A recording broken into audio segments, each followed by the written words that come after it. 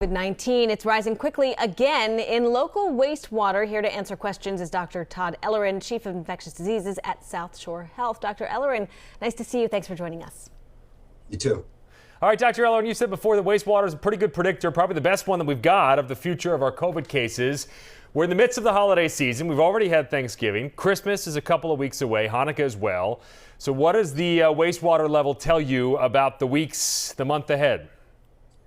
So Ben and Erica, let's just get it right out there. It's never good to follow Prince William and Princess Kate, okay?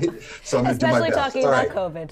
Yeah, that's very exciting. So wastewater, it is the best predictor. Why? Because we're doing most testing at home, right? So the testing we hear about and the positive results are going to be an underestimate. So most likely the reason for the increased wastewater, and this was predicted, is the fact that we have those, BQ variants, and Thanksgiving was a week ago. So that combination, I think, is getting what we've expected. More people are infected. We know that. And I think the good news is that most people, it's very mild. It's not a more severe infection. So I think that's encouraging. Yes, you talked a bit about, what's triggering this apparent surge with the variants and the holidays. So in terms of the severity of these variants, you're saying they're not too different from what we've seen in terms of severity? That's right. From a severity perspective, and we know this from other countries, it's not more severe. When you look at the mortality, for instance, in Massachusetts or the US, there really is not a significant increase. And that's good news. Remember, though, about a month ago, the vaccine, the bivalent vaccine, was well matched with the circulating variant, which was the BA.5. The BA.5 now is in our rear view window. Essentially, it's disappeared. It's been replaced by the BQ.1 and 1.1. So now the vaccine is not as well matched, so it's not going to prevent infection as much. I think that's relevant to see. And Dr. Ellerin, I want to get your honest opinion on this next question. I'm going off script here. If someone's gotten their vaccine, is healthy, is all up to date on their boosters, do they really need to pay attention to the COVID numbers kind of anymore, or should they just go about their lives?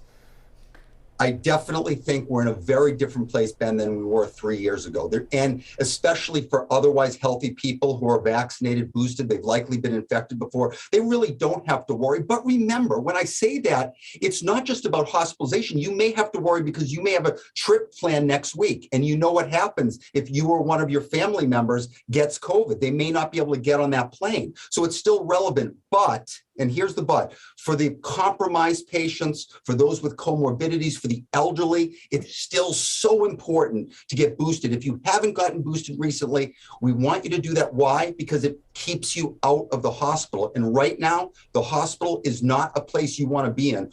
All of us are over capacity. So we want to do everything we can to protect against that as we have a safe holiday with our families. Dr. Todd Ellerin, always great advice. Thanks so much for joining us. You Have too. a great weekend. Thank you, Dr. T. And to our viewers, if you have COVID-related questions that you'd like our experts to answer, email them to ask@wcvb.com. Well, next.